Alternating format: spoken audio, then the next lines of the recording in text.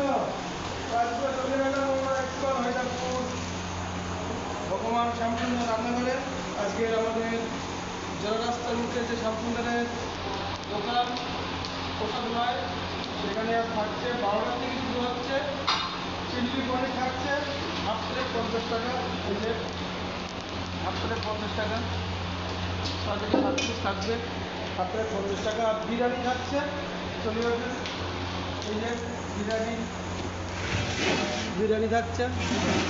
বিরিয়ানি থাকছে পনির আলু সয়াবিন বিরিয়ানি মাত্র 70 রুপিস, 70 টাকা। দু বান্ডি বিরিয়ানি এবং স্পেশাল, আজকে সবথেকে স্পেশাল বিরিয়ানি সুন্দরভাবে আমাদের জিলেবি সব কিছু দিয়ে বানানো হচ্ছে।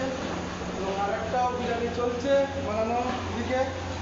আর মন্দিরের প্রসাদ আজকে নর্মাল মাত্র 70 টাকা।